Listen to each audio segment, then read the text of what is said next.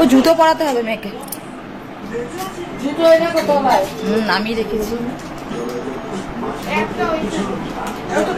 জুতো বার করলাম না।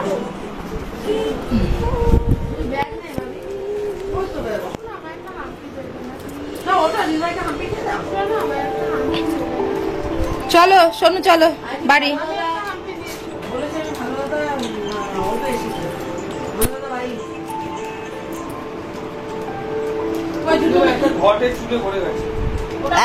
একটা জুতো বাইরে আছে।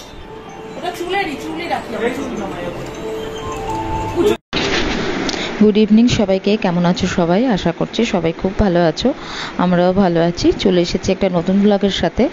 আর দেখো এখন সবাই আমরা বেরিয়ে পড়েছি। মা বাপি দিদিভাই মাম্পু গেছে মেলাতে, যেহেতু মা বাপিরা মেলাটা যায়নি। আর আমরা যেহেতু গেছিলাম, আমরা আজকে আর যাচ্ছি না, আমরা যাব আমি, মাম্মানের বাবা আর মাম্মান তিনজনে যাব আমার বড় মাসির বাড়িতে। গতকালকে বড় মাসির বিবাহবার্ষিকী গেছে, তবে সেদিনকে গুরু পূর্ণিমা ছিল বলে ওরা কিছু সেভাবে করতে পারেনি, নিরামিষ খেতে হয়েছে। সেই কারণে আজকে মাসিরা নিজেদের মতন ঘরোয়াভাবে একটু পালন করছে। আর আমি যেহেতু ননদের বাড়ি এসেছিলাম, সেই কারণে মাসি আমাকে যেতে বলেছিল, তাই যাচ্ছি। মাসির জন্য একটু ফুল নিলাম, মাসি আর মেশোর জন্যে, আর সেটা নিয়েই রওনা দিয়েছি। আর বেশিক্ষণ কাটাবো না ওখানে, কারণ আমাদের আবার ট্রেন আছে 8টার সময়, 8টা বা 8:30 এরকম হবে। কালকে আবার মামানের বাবার অফিস, সেই কারণে তাড়াতাড়ি ফিরতে হবে। আর মেয়েকেও তো খাওয়ানোর ব্যাপার থাকে, তাই একটু সময় কাটিয়ে বাড়ির পথে রওনা দেবো।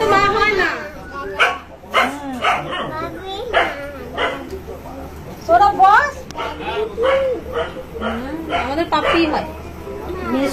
মেশো কই? বললো সৌরভ আসলে আমাকে ফোন করে দিয়েছে। করেছো? বলেছে এসেছে? বলেছে এসেছে? হ্যাঁ, বাবুও গেছে দোকানে গেলেন। এটা কি খাবি? আমার পার্স কেন মাম্মান? শাড়িটা দলামাচা করছে। মেশো বললো নাকি তোমার জন্য এক গাদা শাড়ি এনেছে, দেখিয়েছে একটা, সেইটাকে দিয়েছে।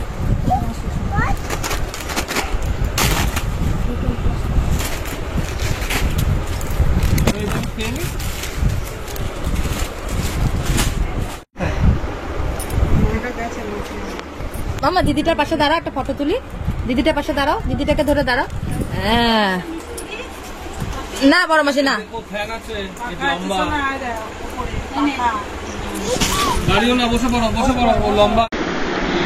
এই যে এবার মাসিদের বাড়ি থেকেও বেরোবো বাড়ির উদ্দেশ্যে। তো মাসি এখানে সব খাবার দাবার গুছিয়ে দিয়েছে।